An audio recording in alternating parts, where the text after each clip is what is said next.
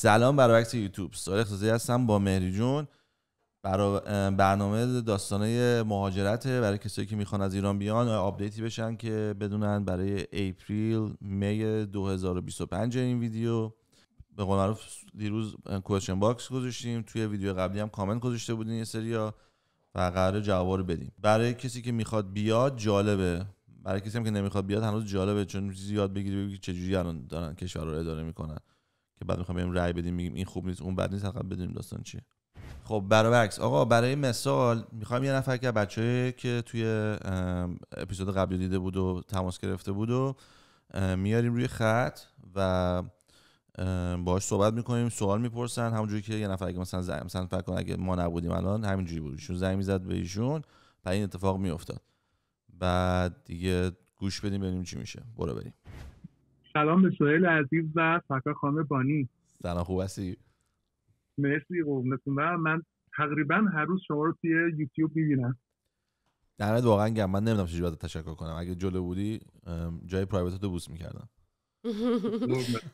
مرسی از شما. واقعا یه چیزی که اتفاق افتاده سهیل جون، وقتی که دارن کسایی که تماس میگیرن آدم میبینه طرفدارای لویالی داره. حالا لویال به فارسی دقیقا میشه که طرفدارای وفاداری داره. یعنی واقعا من نگاه میکنم میبینم چقدر کسایی که کانالش رو میبینن باهاش همراه هستن چقدر بهش وفادارن و چقدر دوستش دارن.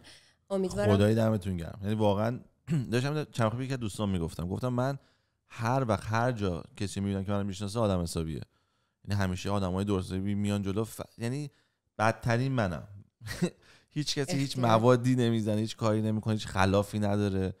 من اونیم که ولی خب اینش خیلی جالبه. یه دفعه تو مدرسه که بودیم همه تای کلاس میشستیم، بچه شهرام تای کلاس بودیم دیگه. بعد نمیدونم امتحان بود کارنامه بود یا نمیدونم چی بود، یه چیزی دادم بهمون، همه نشستیم نگاه میکردیم. بعد همه مثلا بودن 10 8 11 و من بودم 19 و 20. بعد که بچه‌ها گفت آقا بگم این جاسوس تو چیکار می‌کنی تو گروه ما؟ من همیشه گفتم خب برای آدم حسابی شدن باید این کارا رو بکنیم. خب من این کارو کردم، حالا بریم حالا هول کنیم. بعد دوستایی که آدمایی که می‌بینم همه‌تون آدم حسابین، دمتون گرم که واقعا من تحمل می‌کنین. مرسی که هستین. واقعا مرسی که هستین. چون میدونم ایران الان خیلی دیر وقته، من میخواستم اول یه توضیح کوتاهی بدم. هر کدوم از شما با دفتر ما تماس بگیرین. سارا که اینجا، سارا یه سلام بکن به بچه‌ها. سارا براتون یه فرم ارزیابی میفرسته و توی این فرم ارزیابی چیزایی که براتون گذاشتیم واقعا مواردی که من تو تمام صحبتام دارم میگم. ما چیزی که ازتون میپرسیم اینه که سطح زبان انگلیسیتون در چه حدیه. چیزی که میپرسیم تحصیلاتتون چیه و چی کار کردین تو ایران. همینطور آیا مسافرت خارجی رفتین یا نه. یه نمونه از دوستای عزیزی که کانال خیلی تعداد زیادی هنوز منتظرن که ما الان بهشون زنگ بزنیم، ولی واقعا میدونم عذرخواهی میکنم دیر وقته و ما نمیرسیم چون هنوز یه عالمه سوال باید جواب بدیم و تعداد زیادی منتظرن. ولی یکی از نمونه کسایی که میخوان صحبت کنن، فرمی که فرستادیم من با شما عزیزا به اشتراک میذارم که ببینین چطوری کارو جلو میبریم. خب حالا اگه لطف کنین شما سنتون رو به من لطف کنین بگین. من 31 سالمه. 31 سالتونه و لطف کنین تحصیلاتتون رو یه چیز خلاصه‌ای، نمیخواد خیلی زیاد باشه، برام بگید. من تحصیلاتم در زمینه هوش مصنوعی از دانشگاه خواجه نصیر تهران. بسیارم عالی. لیسانس دارین، فوق لیسانس یا دکترا دارید؟ ارشد فوق لیسانس. فوق لیسانس دارید و لطف کنین به من بگید که برای شغلتون چی کار کردین؟ برای بحث شغلی در حین دانشجویی و اینها من مشغول به کار تو همین زمینه رشته خودم بودم، تولید نرم افزار و اینها. بسیارم عالی. یعنی داشتین برای کسی کار میکردین یا خودتون شرکت داشتید؟ یه جورایی میشه گفت هر دوش، چون توی ایران یه مقداری شرایط پیچیده هست. ما هم به صورت مشترک یک شرکت داشتیم که یه فعالیت میکردیم، هم برای یک شخص دیگری هم توی شرکت دیگری فعالیت داشتیم. چند سال سابقه کار دارین؟ حالا هم برای خودتون بفرمایید، یعنی هم شرکت خودتون چند سال سابقه کار داشته، هم برای کس دیگه کار میکردین؟ شرکت خودمون حدود 10 سال هست، ولی سابقه کاری که حالا طبق صحبتی که با هم دیگه هم داشتیم حدود 1 سال میشه. توی یه شرکت دیگه 1 سالین ولی شرکت خودتون رو 10 سال داشتین. چه مسافرت‌های خارجی رفتید؟ متاسفانه به دلیل محدودیتی که تو ایران وجود داره مسافرت خارجی من نداشتم. اوکی. ببینین این اولین ایرادیه که حالا من به عنوان کسی که وقتی باهاتون صحبت میکنم به چشم ایراد بهش نگاه میکنم، چون سنتون که عالیه، تحصیلاتتون عالیه. وقتی من میگم عالی یعنی که امتیاز کامل دولت رو میگیرین، یعنی اگه بخوایم از طریق اکسپرس انتری اقدام بکنیم شما امتیاز کامل رو میگیرید. و بفرمایید زبانتون در چه وضعیتیه؟ خب زبان رو به خاطر رشته‌ای که کار میکنیم آیلتس 8 دارم و هم جنرال هم آکادمیک امتحان دادم. بسیارم عالی. نمره هاتون رو لطف میکنین به من بگین، ریدینگتون، رایتینگتون و لیسنینگ و ریدینگم 8 و اسپیکینگ و رایتینگ هم در حد 7.5. بسیار عالی. یعنی شما امتیاز زبان انگلیسی رو هم کامل میگیرین. ولی خب الان یه مشکل اساسی داریم برای بچه‌هایی که از ایران میان. اکسپرس انتری امتیازها خیلی بالا رفته، یعنی بالای 500 برای جنراله، یعنی اگه بخوان درای جنرال باشه. پیشنهادی که من بهتون میدم اینه که به خاطری که زبان انگلیسیتون و تحصیلاتتون و بقیه موارد همه امتیاز کامل رو میگیره، ولی متاسفانه امتیازهای اکسپرس انتری خیلی بالاه و شما بهترین راهی که دارین یا از طریق زبان فرانسه اقدام بکنین، یعنی زبان فرانسه رو بخونین که تو کاتگوری که فرانسوی زبونا رو درا میکنن انتخاب میکنن شما رو بردارن، چرا که اون امتیازش زیر 400. و یا اینی که اگه روش دیگه خودتون علاقه‌مندین، یعنی اگه تصمیم دارین با استارتاپ یا سرمایه گذاری یا روش‌های دیگه بیان، از اون طریق اقدام کنیم. شما به من بگین که خودتونم تصمیم دارین یا خودتونم تو ذهنتون هست چه کاری رو دوست دارین انجام بدین؟ ببینید هر دو تا روشی که فرمودید، هم استارتاپ هم روش زبان فرانسه روشای خوبیه، ولی طبق چیزی که من میدونم روش فرانسه سختی خوندن چند ماهه فرانسه رو داره. استارتاپ هم به حال زمانی که باید صرف بشه برای چیدن اون و یه مقدار هزینه بیشتری که داره. هر دوش روشای خوبیه. به نظر من برای کسایی که میخوان بدون هزینه و با هزینه پایین در واقع بیان، بهتر برن سمت فرانسه و الا استارتاپ هم میتونه گزینه خیلی عالی باشه. دقیقاً. خب پس ما یه مسئله با شما داریم، چون که شما باید تصمیم بگیرید، یعنی این تصمیم با شماست. من به خیلی‌ها پیشنهاد میدم وقتی که دارن زبان میخونن، میگم میتونیم یه فرصت 3 ماهه یا 6 ماهه به خودتون بدین، صبر کنیم ببینیم توی این 3 ماه تا 6 ماه زبان شما چقدر پیشرفت میکنه. بر اساس پیشرفت زبانتون تصمیم میگیریم. اگر دیدیم الان زبان فرانسه رو داریم صحبت می‌کنیم انگلیسی؟ نه الان داریم، چون ایشون فوق العاده زبان انگلیسیشون عالیه، یعنی دیگه نمره 7.5 و 8 دیگه بالاترین نمرات، بالاترین 10 بالاترینشون برای آیلتس 9 یا 10 9. چون ایشون بهترین نمره زبان انگلیسی رو دارن، فقط باید زحمت بکشن زبان فرانسه رو بخونن. پس مثلا به کسایی که مثل شما تماس میگیرن و میگن من باید بهترین راه چی کار کنم، ما یه فرجه میذاریم، میگیم آقا ظرف 3 ماه خودتون رو 3 ماه 6 ماه آزمایش کنین، ببینین که واقعا میتونین زبان فرانسه رو تا چه حدی بخونین که امتیاز زبان فرانسه اضافه بشه و با اکسپرس انتری اقدام بکنین. چرا؟ چون که یکی از راحت ترین راهاییه که میشه اقدام کرد. دیگه اگه دیدیم که این راهو زبان، چون من داشتم دانشجوهایی که خیلی زحمت کشیدن، یه بار 2 بارم امتحان دادن نتونستن نمره بیارن، گفتیم که خب حالا که نمیتونین فرانسه رو نمره بیارین، پس بیاین از طریق ثبت شرکت اینجا یا از طریق استارتاپ یا خرید بیزینس از طریق سرمایه گذاری اقدام بکنیم. تشکر می‌کنم از توضیحات خیلی عالیتون و زمانی که گذاشتید. پیروی فرمایش شما، من خودم فکر میکنم که با زبان فرانسه خوندن راحت‌تر باشم و این پیشنهاد رو به کسایی که زبان انگلیسیشون رو نمره خوبی دارن و کسایی که مثل من میخوان آیلتسشون رو تمدید کنن و تو پروسه زبان خوندن هستن، ذهنشون درگیره، خیلی بهتر میتونن زبان فرانسه رو هم استارت بزنن. من یه هفته میشه که استارت دارم خوندن زبان فرانسه رو. چیزی خیلی جالبی که به چشمم اومد، مثلا تو لول‌های پایین‌ترش چند نصفی از کلمات رو یا توی انگلیسی یا توی فارسی دیده بودم، فقط به اون طرز عجیب خودشون تلفظ میکنن و سورپرایز نبودن توی زبون رو میخورن. خب پس براتون آرزوی موفقیت میکنم. اگر شما امتحانا رو دادین و موفق شدین دیگه، حالا دوباره با هم تماس میگیریم و ادامه راهو با هم دیگه میریم. لطفاً تاریخ هواپیما رو هم بفرست که پیکاپت کنیم. خدا نگهدارتون باشه. خیلی ممنون. روز خوبی داشته باشید. خدا نگهدار. خدا نگهدارتون. ببینید من میخوایم یه کار امروز بکنیم، چون واقعا تعداد سوالا خیلی زیاده و ما توی اپیزود 1 ساعتی نمیتونیم این همه سوال رو جواب بدیم. من اول یه خواهشی ازتون دارم. خیلی ها میگن که هزینه میگیرین، این کار تبلیغاتیه. ما واقعا نیتمون هیچ تبلیغی نیست و هیچ هزینه‌ای هم نمیگیریم.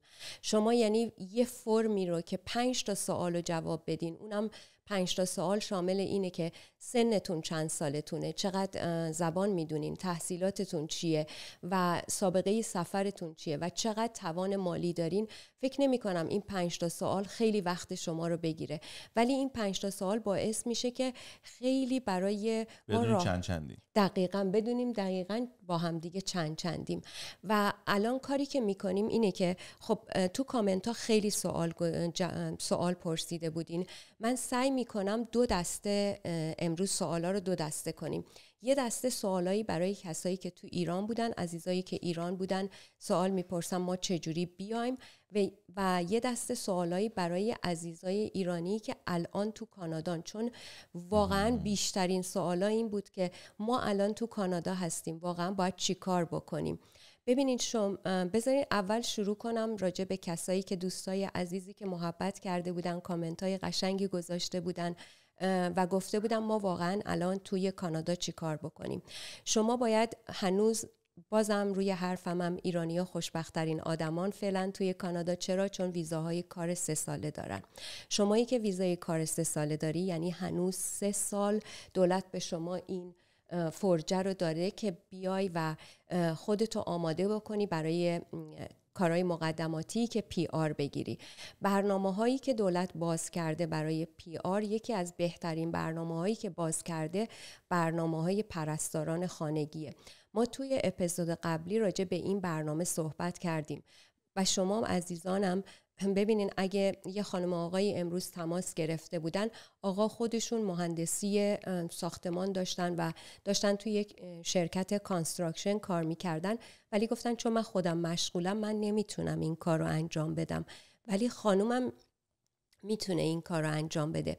شما اگر خودتون یا همسرتون یا اگه به تنهایی اینجا هستید، خانواده‌ای که بچه کوچیک دارن یا افراد مسن یا افراد مریضی دارن، میتونین به عنوان پرستار با این خانواده ها کار کنین پیششون. شما فقط 6 ماه کار کنین، نمره زبان زیادی هم نمیخواد، میتونین اقامت دائمتون رو از این طریق بگیرید. این یکی از سوالایی بود برای کسایی که داخل کانادان. یه سری کارهای دیگه هم که میتونین کسایی که داخل کانادان انجام بدین، بیزینسی رو راه اندازی کنین یا پروژه‌های استارتاپ رو چون ببینین پروژه‌های استارتاپ مثلا 4 نفر 5 نفر یه ایده دارن که با این ایدهشون میخوان یه کاری رو راه اندازی کنن. شما میتونین به این پروژه جوین بشین، یعنی با اینا هماهنگ بشین، یا خودتون اگر ایده بیزینسی دارین، ایده خودتون رو مطرح کنین، به دولت اعلام بکنین و به شرکت‌های دیگه اعلام بکنین و شروع کنین رو ایده خودتون کار بکنین. سوال، من ایده دارم که مثلا فلان کار کنم، چجوری هم به دولت بگم؟ اون ایده‌ای که دارین باید حتما روی ایده‌تون بیزینس پلان بنویسین و یه پلن مشخصی داشته باشین. بعد گفتی که به دولت بده یا به شرکت‌ها؟ یه سری شرکتایی رو که دولت به اینا مجوز داده که میتونن ایده هایی که شما دارین ساپورت کنن. یعنی اینا به دولت میگن که آقا ما ایده اینا رو بهش میگن letter of support. ایده‌ای که شما دارین به شما یه letter of support میدن، یعنی یه نامه میدن که میگن ما این ایده رو تایید میکنیم و میتونیم این ایده رو اینجا تو کانادا برنامه ریزی بکنیم براش و شما وقتی که این لتر رو میگیرید میتونید با این لتر برین برای کارهای اقامت دائمتون اقدام بکنید. و یکی دیگه سرمایه گذاری راه اندازی بیزینسه. اگر شما از طریق استانی واقعا هزینه‌ای دارین اومدین، جالبه که قبل از اینکه بشینیم داشتی راجع به یه نفر میگفتی که اومده رفته داستان چی بود؟ اومده یه نفر رفته وست ونکوور، همه هرچی داشته خرج کرده، الانم برگشته. ببین اگه واقعا همه چیشون یعنی خرج کردن دیگه و گفت خب نمیتونیم ما انقدر پول خرج کنیم، چیزی کارشون هم نیومده بود، بعد اومد نمیتونن کار بگیرن چون انگلیسی بلد نبودن. مشکلی که من تو تمام ویدیوها، ببینین تک تک ویدیوهایی که ما با سهیل داشتیم، اولین مشکلی که من میگم زبانو، یعنی واقعا روی زبان فرقی نمیکنه چه تو کانادا تشریف دارید چه ایرانید، روی زبانتون خیلی سرمایه گذاری بکنین و سعی کنین نمره زبان داشته باشین. حالا داشتیم راجع به کسایی میگفتیم که سرمایه دارن الان اینجا هستن، میتونن از برنامه‌های استانی استفاده کنن و برن و به دولت یه بیزینس پلنی رو ارائه بدن و بگن که ما میخوایم این سرمایه رو توی یه بیزینسی سرمایه گذاری بکنیم. چون ما هنوز ببینید 3 سال وقت داریم. اگه یه برنامه ریزی بکنین که تو این 3 سال بتونین راه مهاجرتیتون رو انتخاب بکنین، دقیقاً میتونین تا زمانی که ورک پرمیتتون رو دارید به پی آرتون با یکی از برنامه‌های مهاجرتی برسید. و آخرین چیزی که من هیچ وقت پیشنهاد نمیدم، اگر واقعاً جونتون در خطره میتونین برای پناهندگی هم اقدام بکنین. این قسمت صحبتم برای کسایی بود که میگفتن ما الان تو کاناداییم چی کار بکنیم، و حتی میریم جلوتر. وقتی که دارم راجع به زبان فرانسه صحبت میکنم، زبان فرانسه هم یه چیزی که من به خیلی از کلاینتام گفتم سرمایه گذاری روش بکنین و در کنار زبان انگلیسی. بعد با فرانسوی فقط میتونی کبک، یعنی کسایی که فرانسوی زبونایی که میخوان زبان فرانسه رو یاد بگیرن، لازم نیست حتما برن توی شهرهای فرانسوی زبون، تو تمام کانادا میتونن این کار رو انجام بدن. خب حالا بریم سراغ بچه‌هایی که از ایران تماس گرفتن. ببینین یه مسئله‌ای به وجود اومده. بعضی از دوستایی که ویدیو رو نگاه میکنن فکر میکنن مباحث خیلی کلیه و دلشون میخواد راجع به جزئیات بیشتری صحبت کنیم. خودتون رو جای ما بذاریم. ما فقط یه سوال پرسیدیم، حالا سهیل جان نشون میده که چقدر گفتیم سوالا رو بپرسین، چقدر تقاضا بوده. ما نمیتونیم به تعداد هر کدوم از آدم‌هایی که توی اینستاگرام یا یوتیوبن روش‌های مختلف مهاجرتی وجود داره. چون هر کسی هم خاص خودشه دیگه، درست میگم؟ دقیقاً، هر کسی کیس خاص خودشو داره. ما سعی میکنیم حرفا رو کلی بزنیم، یعنی کلیاتی که شما باید زبان بدونین، باید تحصیلات حداقلی داشته باشین، باید سابقه کار حداقلی داشته باشین. ما اینا رو به صورت کلی میگیم، بعد به صورت جزئی هر کدوم از شما میتونین بعداً دوباره سوالتون رو بپرسین که بهتون جواب بدیم. خب بریم سراغ یه سری از سوالای خیلی. من یه دونه بیرت، من اولین باری که تو خونم با 4 تا خانم خوشگل. ببینید یه سوال جالبی که پرسیده بودم و برای خودم خیلی جالب بود این بود که من نامزدم ایتالیایی، 3 بار واسه ویزای توریستی اقدام کرده، ریجکت شده. به نظرتون من برای ویزای کاری اقدام کنم احتمال قبولی هست یا خیر؟ ببینید یه ذره این سوالی که پرسیدین، ای کاش این سوالو جزئی تر میپرسیدین که من بدونم که شما خودتون تو ایران هستید یا تو کانادا هستید. و یه مسئله‌ای که نامزد ایتالیاییه؟ نامزدم، دقیقاً نوشته نامزدم ایتالیاییه. یعنی ایتالیا به دنیا اومده یا ایرانی ایتالیایی؟ فکر میکنم ایتالیایی گفته باشن. مهم مگه ایرانی باشه که ایتالیایی یا ایتالیایی باشه؟ نه هیچ فرقی نمیکنه. ایتالیایی پاسپورت ایتالیا رو داشته باشه ایتالیایی. الان ببینید یه مسئله جالبی که به ذهنم رسید وقتی که خوندم نامزدم. اول باید اگه شما بخواین اقدام بکنین که هر 2 نفرتون وارد کانادا بشین، باید ثابت کنید که شما حتما کامن لا، یعنی نامزد و دولت کانادا قبول نمیکنه. این یکی از مسائلیه که باید خیلی توجه کنین، یعنی باید یا ازدواج کرده باشین یا 6 ماه با هم زندگی کنن، 1 سال با هم زندگی کرده باشن. پس شمایی که حالا دوست عزیز، امیدوارم شما بعداً از من سوال بپرسین که یا به صورت فرمو پر کنین، بگید که منظورتون اینی که نامزدتون ایتالیایی، شما اصلا اینجا هستید، شما خارج از کانادا هستین و به من بگید که خب الان اینجا بود چی میشد؟ اگر ایشون اینجا بودن و اینجا اگر بهتره نامزد دیگه. بله اگه نامزد بودن، من در جا بهشون میگفتم که اگه نامزدشون ایتالیا بودن، خودشون کانادا بودن، اگر مدرکی نداشته باشن که 1 سال با هم زندگی کرده باشن که اصلا هیچ کار نمیتونن بکنن. ولی اگر هر دوتاشون تو ایتالیا باشن، الان با هم تو ایتالیا باشن، میتونستیم بگیم که خب حالا شما میتونی بیای اینجا یه کار منیجری انجام بدی و بیای از، یعنی اگه شما کی بیاد؟ خانم یا همسر؟ اون کسی که ریجکت شده نه، همسرش بیاد اینجا. ببینین مثل اینطوری میمونه که بگیم شما میای اینجا، اگه ایرانی هستی پاس ایرانی داری و پاس ایتالیایی هم داری، میتونستی بیای اینجا ورک پرمیت بگیری. وقتی که ورک پرمیت میگرفتی میتونستی برای خانومت هم اگر منیجر بودی ورک پرمیت بگیری و از طریق ورک پرمیت بیای. ولی چون اینجور سوالا رو میپرسین، این یه ذره سوالش اینه که نمیتونم اطلاعات بیشتر لازم دارم. یه سوال خیلی جالبه دیگه که یکی دیگه از شما دوستان پرسیده، گفته زندگی کارمندی مثلا پرستارا در چه وضعیه و چرا کانادا، چرا استرالیا، چرا اروپا؟ خیلی جالبه. یه سوالی که از من همه میپرسن کجا برم. قربون من.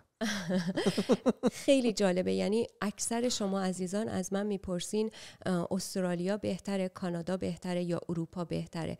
ببینین دوستان، من با قاطعیت میگم فرق کانادا با اروپا اینه که درست اروپا به ایران نزدیکه و شما خیلی دوست دارین که اروپا باشین، ولی بهترین چیزی که کانادا داره، شما وقتی که بیاین کانادا با PR 3 سال که بمونین، بعد از 3 سال میتونین سیتیزن بشید.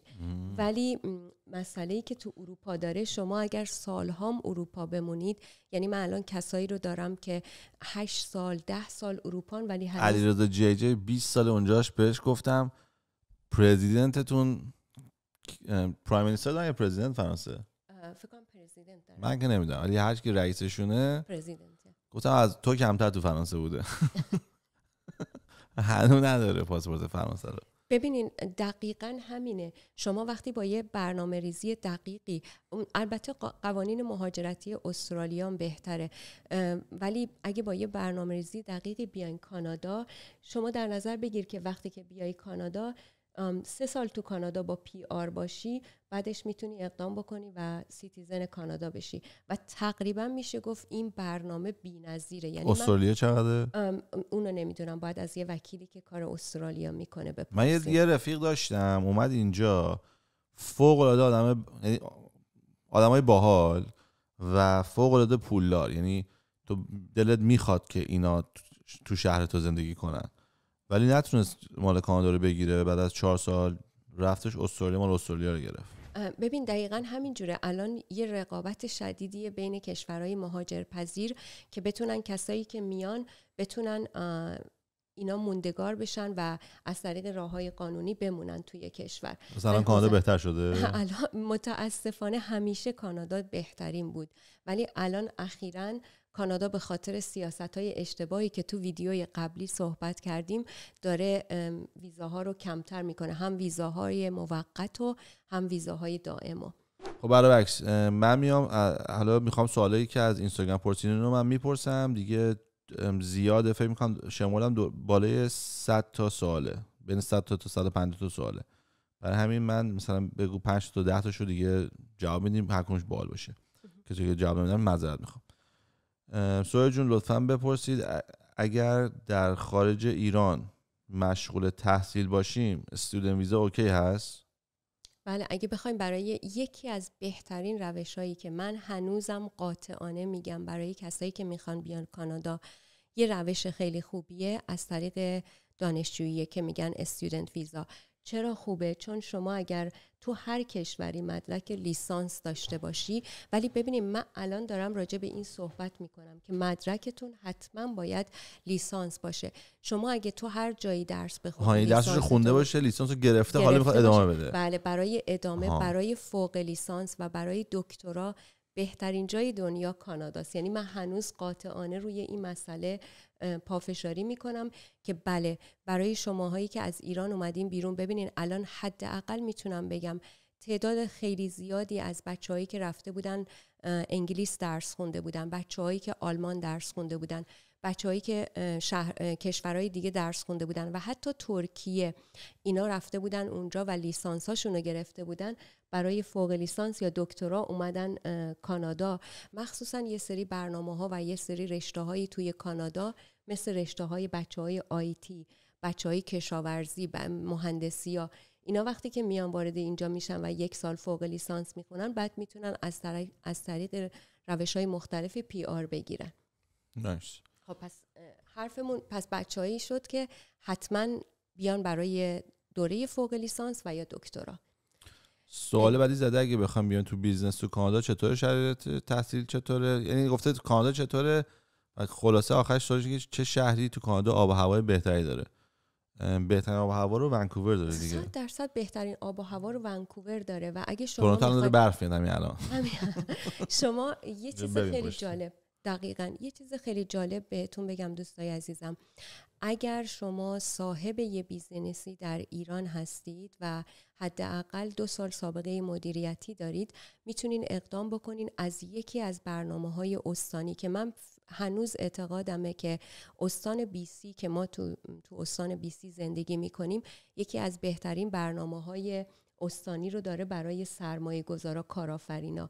شما میایین اینجا بیزینستون رو از دولت مجوز میگیرید و اینجا بیزینستون رو راه اندازی میکنین، به شما ویزای کار میدن.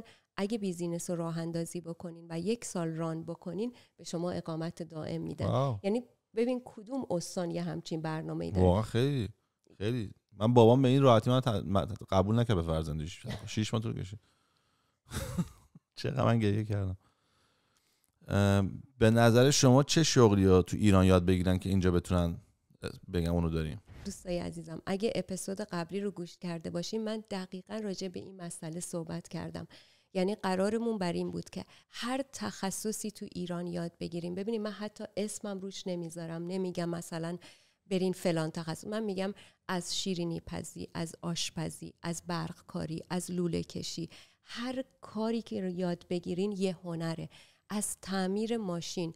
چرا؟ چون ببینید شما وقتی که میایین اینجا فرقی نمیکنه دانشجو بیاین اینجا، سرمایه گذار بیاین اینجا یا هر شغلی داشته باشین. حتی الان داشتم بهت پیشنهاد میدادم، میگفتم ترینر خیلی آدم خوبیه، انجام بده. ببین کسی که الان اومده اینجا خودش رشته داروسازی بوده، ولی من داستان یکی از ترینرایی که به سهیل جان معرفی کردم خودش داروساز بوده، رشته دکترای داروسازی داره ولی رفته ترینینگ یاد گرفته. یعنی اینی که پرسونال ترینر به فارسی پرسونال ترینر شده. بعد الان اینجا تو کانادا داره ساعتی حداقل $50 $70 میسازه. ببین شما درسته میدونم بچه‌های فوق‌العاده ایران باهوش‌ترین بچه‌ها رو داره، من سر این حرفم واقعا هستم، فوق‌العاده بچه‌های باهوشی داره ایران. و شما وقتی نگاه میکنیم میبینیم که درسته همه دوست دارن که درس بخونن، ولی بهترین چیزی که در کنار درس خوب شما یاد بگیرین. و یکی از دوستایی که به من مسیج داده بود و میگفت من باریستاییم، گفتم باریستایی بهترین چیزه. یعنی شما وقتی که بیای اینجا تو کانادا هر خیابونی 2 تا 3 تا کافی شاپ داره و وقتی که هنر باریستایی رو بلد باشی اول کاری که میای اینجا میتونی بری سر کار و منیجرش هم بشی. منیجرم که گفتیم خوبه. خب حالا یه سوال دیگه، چقدر همه سوال خوب خودی نمیدونم کدوم بپرسم. زده چطوری میشه بدون هیچ پولی اومد؟ اگه که پول نداره نمیشه؟ متاسفانه بدون هیچ پولی نمیتونین بیاین. این مثل میباشیم که بپرسی بدون پول چطوری میتونم خونه بخرم. دقیقاً بگی تفنگ بذاری رو سر صابخونه بگی امضا کن وگرنه میکشمت. یعنی همچین حالتی دیگه. خب عاقلانه میفهمم بدترین چیزیه که میخواد آدم میشنوه ولی حقیقتش اینه دیگه. حتی یکی از روش‌هایی که کمترین هزینه رو داره روش‌های دانشجوییه. حتی برای روش‌های دانشجویی هم دولت قبلا میگفت $10,000 باید داشته باشین، الان میگه باید $20,000 داشته باشین. منطقیه. این خیلی سوال خوبیه. زده چطوری میشه دهن اداره مهاجرت کانادا رو سرویس کرد؟ 3 سال زندگی و سرمایه‌ام رفت. من واقعا متاسفم. ولی میخوام اینو بشنوین. ببینید دوستان عزیزم، من یه خواهشی ازتون دارم، واقعا اینو با جون و دل دارم میگم، خیلی از این مسیجا برای خود من میاد. ببینید اینی که شما مینویسی 3 سال زندگیم رفت، شما باید ببینی که چه کار کردی روزی که داشتی میومدی. چون ببینید تو اپیزود قبلی من دقیقاً داشتم همینو میگفتم، باید برنامه بریزی پاشی بیای اینجا. ببینین الان خیلی از عزیزانی اومدن با یه ویزای توریستی اومدن اینجا، صبح تا شب دارن تو خیابون میچرخن و هیچ برنامه‌ای ندارن. بعد ببینین آخر کار میگن که مقصر دولته، در صورتی که واقعا وقتی نگاه کنیم بی برنامگی. البته شاید هم بی اطلاعاتی، برای همین ما اینو داریم درست میکنیم دیگه. ببینید من الان فکر کنید، من یه چیزی خیلی دوستان میگفتن که تبلیغاتی اینا، ببینید این واقعا تبلیغاتی نیست، این اطلاع آقا من دارم تبلیغ میکنم، ایشون خوبه بگین اگه نمیخوای بیا ببین نگاه کنی سال قبلی چی خونه یا دیگه میخونم چطوری میشه دهن اداره مهاجرت کانادا سرویس که از 3 سال زندگی و سرمایه‌ام رفت، وقتی که برمیگردی عقب نگاه میکنی 3 سال زندگی خیلی مهمه و تمام پول از بین رفته. قبل از اینکه اینو بخونم گفتم که یه نفر از دوستای خودم همین بلا سرش اومده، پس یه چیزی که آدم‌ها احتمال زیاد دارن تجربه میکنن. پس تویی که داری میای یه بازیو میکنی که تش میتونه انقدر بد تموم بشه، چطوری عاقلانه نیست که من نمیدونم ایشون چقدر چارج میکنه. سوال اولا که مجانیه، بعدش هم بگو $500 $1000 $5000. اگر 3 سال زندگی، چون صحبت کردیم که این بدون پول انجام نمیشه دیگه، پس این مجانی نیستش که چطوری میشه تو فرانسه بدون پول خونه خرید؟ نمیشه، تموم شد ها. حالا که پول داریم چطوری میشه خرید؟ اینطوریه، یا میتونی بری یه خونه رو انتخاب کنی بخری، یا عاقلانه‌اش اینه که یه نفری که 12 سال داره خونه میفروشه رو باهاش صحبت بکنی، پول رو بدی، بعد از اینکه $50 بدی بگی نه به درد ما نمیخوره، ما نباید بریم کانادا. این نرماله، زندگی نرمال این ریختیه. این معنیش نیست که $50 دیگه منو نیاری اونجا بعد فلان میکنم و نه، تو میگی که آقا من عدد خودم در میارم 200 من نمیدونم چقدره. و به خاطر همین اینو روش حساب کنیم. وقتی کسی که میاد به 3 سال زندگی رفته، دوستای ایرانش رو از دست داده، رابطه ها کم رنگ شده، اینجا اومده زرج کشیده، ریسیسی بهش شده، سختی کشیده، اتاق سرد خوابیده، یکی بهش بد اخلاقی کرده، مثلا کسی خونه کسی زندگی میکنه. من زیاد آدم الان هستن که تو خونه اتاق اجاره میکنن، اینجا خیلی مد شده تو کانادا، و کسایی که من باشون حرف میزنم مثلا میگن ساعت 9:30 باید چراغو خاموش کنی، اگر زیر در نور بیاد یارو میاد گیر میده که نور نباید روشن باشه، میتونی فقط تو تختت بخوای تلفن نگاه کنی. خب فکر کن یه نفر که تو ایران، من نمیدونم فرشته بزرگ شده ولی تو خونه باباش هم بوده دیگه، اینقدر زجر بهش نمیدادن دیگه. بیا این همه تجربه بکنی، تمام پولت هم روش بره. پس این تو بازی هست، زیاد هم اتفاق میفته. چطوریه که این اولش که ما میخوایم یه ریسرچی بکنیم سخته؟ ببینید واقعا همینو اصلا شما یه لحظه در نظر بگیرین، با این حجم اطلاعاتی که وجود داره، با این حجم سوشال مدیا، آدما میتونن راحت با هم دیگه در تماس باشن. مگه یه تلفن 10 دقیقه‌ای؟ نه من اینو قبول ندارم، به خاطر اینکه سوشال مدیا فقط شعار به مردم یاد میده. هر چیزی که تو پیدا کنی دقیقاً با 100 برابر مثال اونوریش هم هست. زمین صافه، زمین گرده، خدا هست، خدا نیست، چوب بخور، چوب نخور، هر قضیه که بخواد بگه. برای همین باید زنگ بزنی این که این کار باش صحبت کنی. نه سویل جان، من همینو داشتم میگفتم، میگم با سوشال مدیا و با ارتباطات راحتی که الان وجود داره، من بذاره بحثمو اینجوری بگم، ببین با ارتباطات راحتی که اینجوری داره، ببین طرف نیست ما بگیم 20 سال پیش، اگه 20 سال پیش بود شما میگفتی، من میگفتم باشه حرفتو قبول دارم، 20 سال پیش اومدی اشتباه کردی، ولی الان که دیگه 20 سال پیش نیست، حالا همه اطلاعاتو میتونی واقعا الان میتونی راحت اطلاعاتو بگیری. بعد چطور ممکنه تو وقتی که این همه حجم اطلاعات زیادی وجود داره و تو میتونی راحت بپرسی، چطوری میتونی اومده باشی و 3 سال اذیت شده باشی و نتونسته باشی هیچ کار بکنی؟ فقط حساب کتاب نشی، هیچ دلیل دیگه نمیتونه هیچ دلیل دیگه نمیتونه داشته باشه.